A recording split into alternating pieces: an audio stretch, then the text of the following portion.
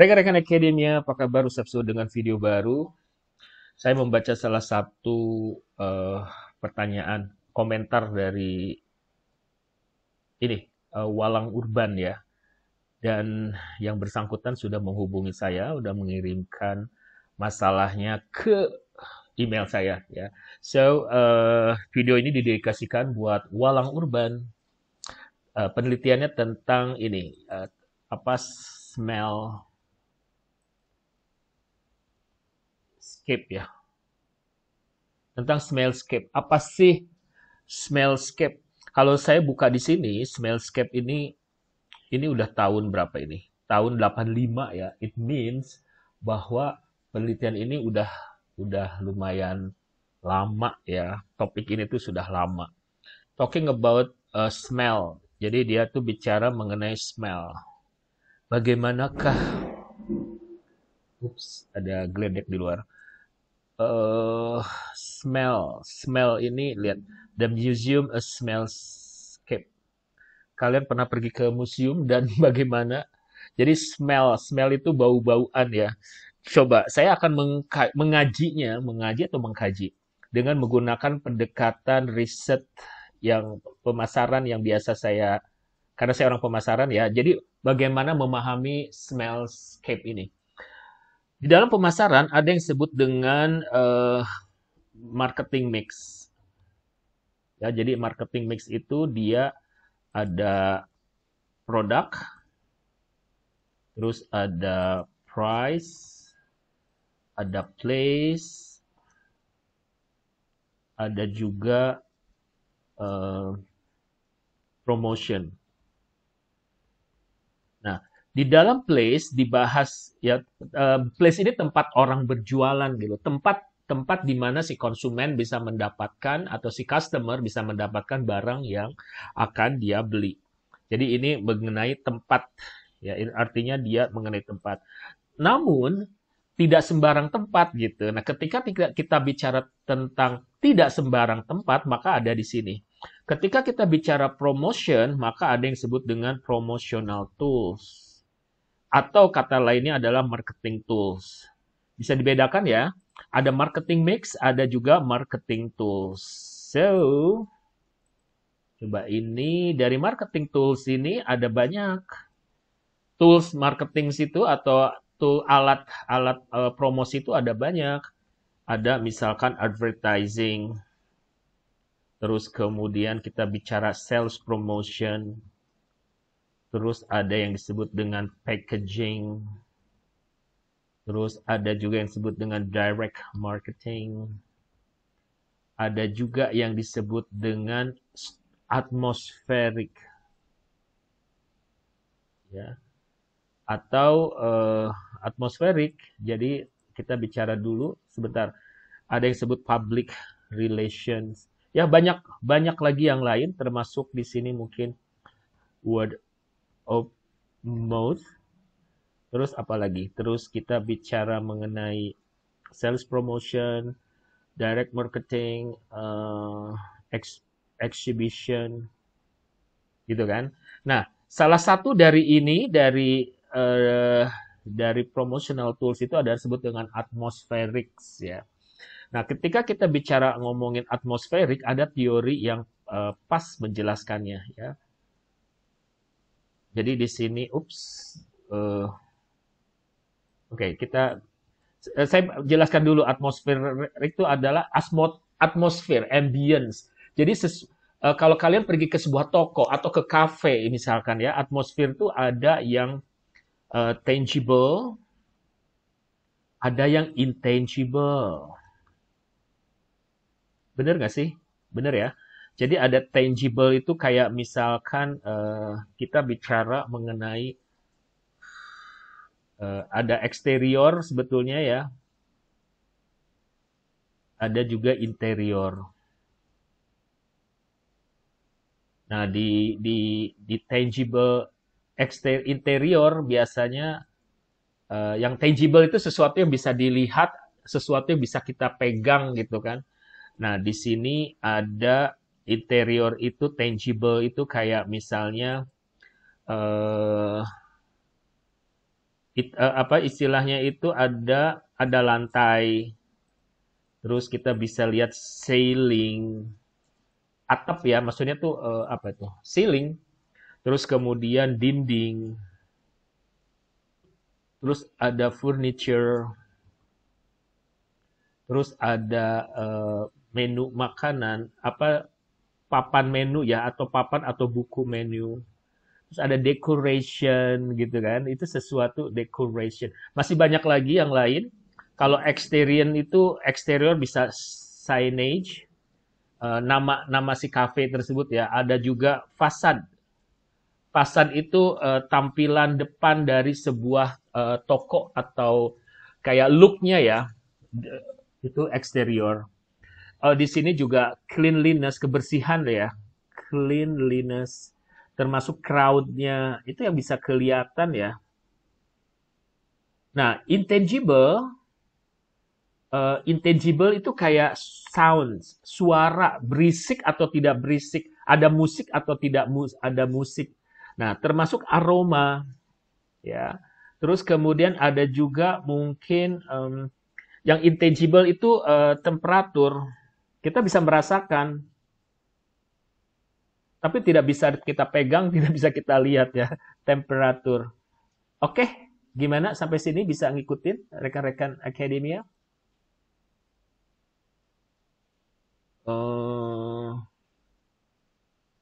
Begitu ya, pokoknya sejauh ini begitu dulu deh. Kita mau pakai yang mana?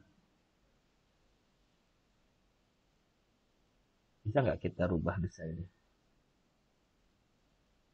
Oke, udah begini.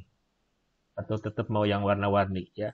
Nah, di intangible ini kita bicara mengenai temperatur, aroma, dan sound. Apalagi coba? Ya, aroma ini, kalau kita pergi ke restoran kan, atau pergi ke cafe, atau ke bakery, most of the time kita bisa mencium aroma ya. Aroma di sini bisa juga disebut odor. Odor atau odor ya bahasa Inggrisnya bisa British atau American English, atau juga bisa disebut dengan smell. Tadi ya smellscape. Nah, apa yang dibahas tadi itu seperti ini.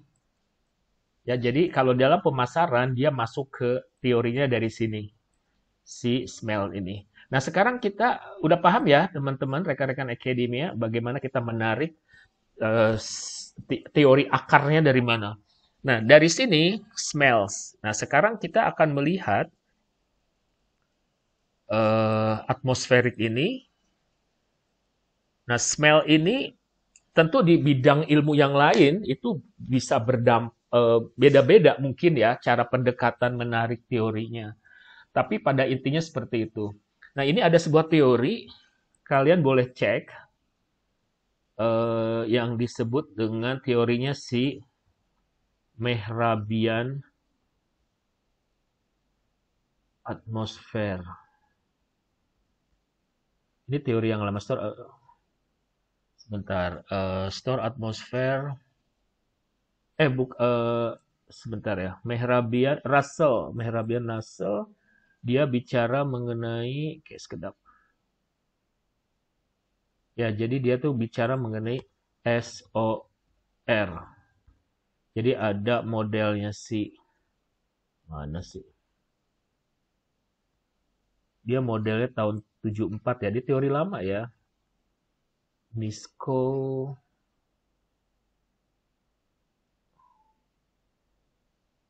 Atau kita buka Google. Ya.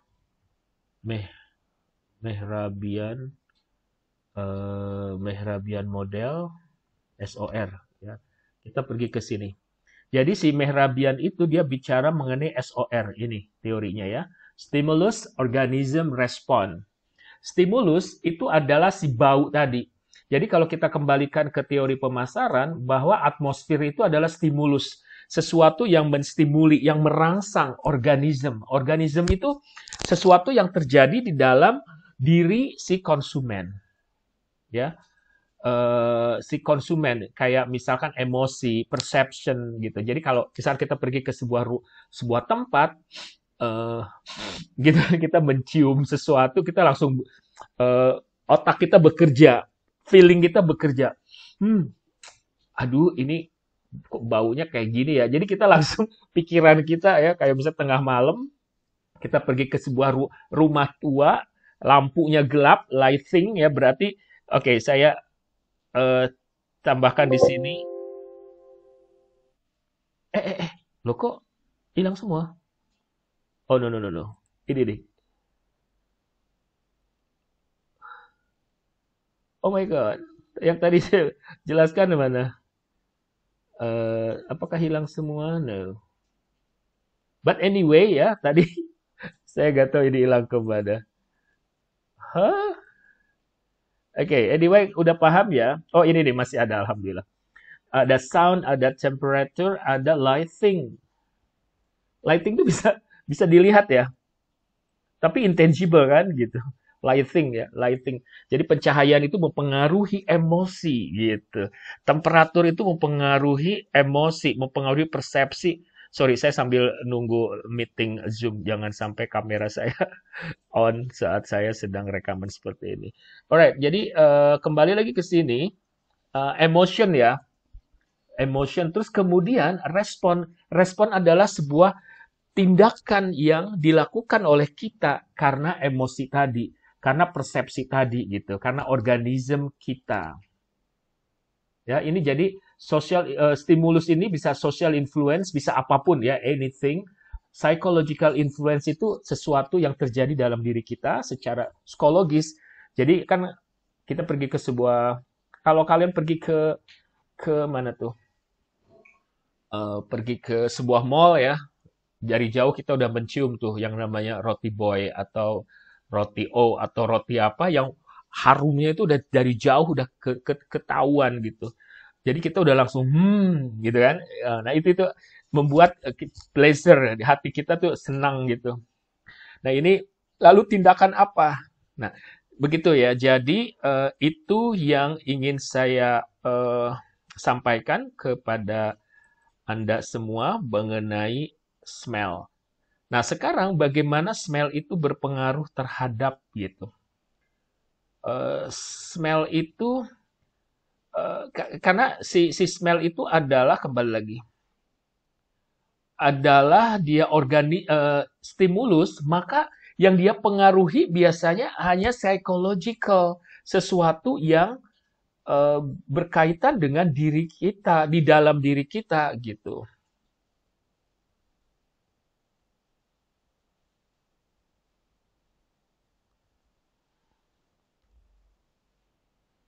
Jadi kalau kita menggunakan konsep, saya nggak, sebentar ya, smell, perception nih, lihat nih. Bagaimana si smell itu menciptakan persepsi di dalam diri kita gitu. Nah, di sini ada lingkungan. Nah, kalau misalkan orang-orang apa dari studi lingkungan ya, manajemen lingkungan atau teknik lingkungan yang meneliti tentang smellscape ini atau smells itu kalau kalau misalnya di sebuah lingkungan perumahan ada bau seperti apa gitu ya. Eh, Misalkan ada perumahan di dekat sebuah pabrik. Nah, pabrik itu secara karena limbahnya atau karena proses proses produksinya itu menimbulkan bau tertentu, itu dampaknya terhadap lingkungan kayak gimana terhadap manusia gitu. Nah, orang-orang itu akan bagaimana feeling mereka, emosi mereka gitu. Bisa jadi mereka karena seringnya mencium bau-bau yang nggak sedap gitu, mereka jadi apa ya bisa merasa terganggu dan itu berdampak pada entah itu emosi mereka atau terdampak terhadap apapun ya psychological factors mereka. Kayak misalnya gini, eh, dari rumah ke kampus saya melewati sebuah daerah ya. Di situ tuh ada sebuah sungai kecil. Sungainya itu ya seperti juga di Jakarta, bukan sungai sih, kali kecil apa itu namanya, got gitu ya. Got itu ya anteng aja gitu airnya, nggak ngalir, nggak apa gitu. Karena tiap hari saya lewat dengan mobil tertutup gitu, saya nggak pernah terganggu. Tapi suatu ketika karena saya harus berhenti dan saya buka jendela, itu bau itu tiba-tiba masuk tercium oleh hidung saya. Yang di situ banyak orang nongkrong gitu. Mereka nggak tercium. Kenapa? Karena mereka udah terbiasa dengan bau itu. Begitu ya, rekan-rekan akademia, cara kita memahaminya.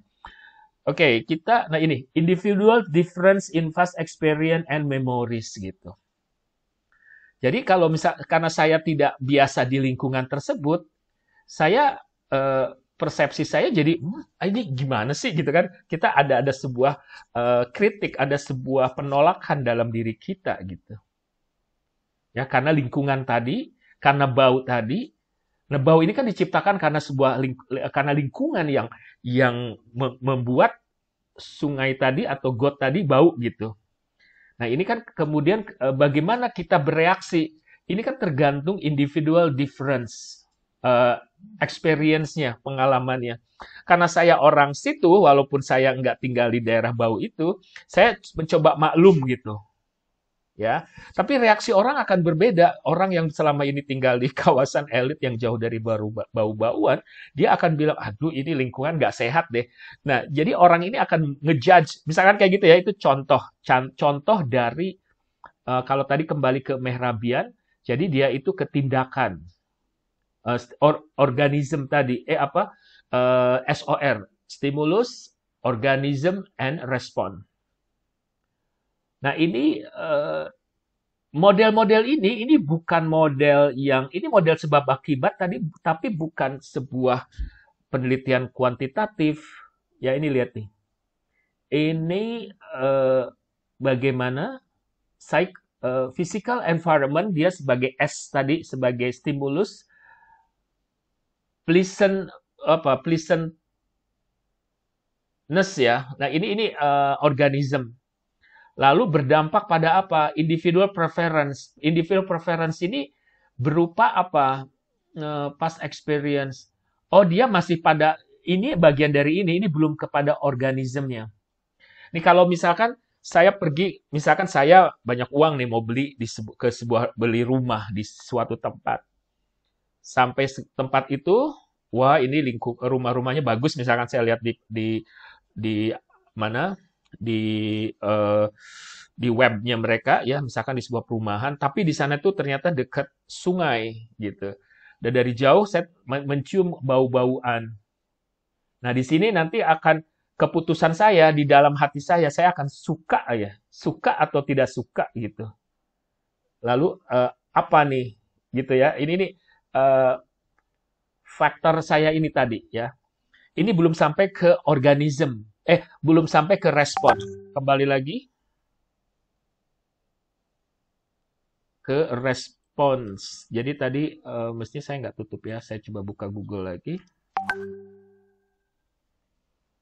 Apa tadi? Mehrabian model SOR. Ya, Anda pahami ini saja dan ini untuk memudahkan bagaimana kita memahami model tadi. Nah, sekarang kalau kita ngomongin ini, kalau bagaimana, ini kan kayak tanda panah ya. Tanda panah itu artinya stimulus organisme mempengaruhi respons. Nah, kalau kembali lagi menggunakan kaca pemasaran, maka kita akan mencobanya begini. Misalkan saya menggunakan kata atmosfer,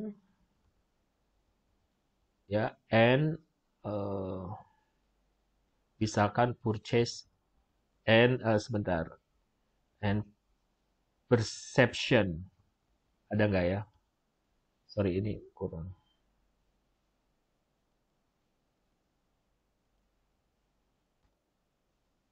Nih, ya, atmospheric perception mempengaruhi service quality, customer loyalty. Service quality, I don't think so. Jangan dilihat ya, bukan yang itu. Nih lihat persip atmosfer, desain dan seterusnya mempengaruhi atmospheric, mempengaruhi satisfaction, mempengaruhi crowded perception. Oh, ini bukan sorry. Ini bukan mempengaruhi, tapi ini correlation. Pengaruh itu panahnya satu. Bahwa atmospheric itu mempengaruhi satisfaction. Ya. Di sini kita ngomongin lagi nih, perceived store atmosphere mempengaruhi perceived value, mempengaruhi positive emotion. perception ya, perceive itu perception, value, perception, positive emotion, emotion ya. Jadi dia kategorinya dia ini apa istilahnya psychological factors ya. Terus mana lagi yang bisa kita pahami? Nih, atmospherics ya mempengaruhi consumption emotion, perceive food quality, benar perception. Tadi kenapa saya tidak menganggap ini kurang tepat menurut saya. Mestinya jangan service quality tapi perceive service quality. Jadi ini nggak mungkin perceive value mempengaruhi service quality. Seharusnya sebaliknya, kebalikan. Ini I don't think it is right. Jadi ini jangan dipakai ini. I don't think it is right ya. Kemudian kita cek lagi apakah ada model yang lain nih. Store luxury ini apa nih? Blazer. Oh, ini bukan. Kita bicara mengenai tadi. Service key, perception. Oh, ini lihat panahnya ada 2. So, tidak digunakan. Itu jangan membaca itu. Mana lagi? Ya, saya rasa yang tadi aja udah cukup bagaimana memahami dia tuh mempengaruhi apa gitu. Jadi kalau misalkan si tadi walang urban itu bertanya apakah dia mempengaruhi orang. Space itu bukan mempengaruhi orang ya. Jadi kembali lagi di email si walang ini bertanya apakah si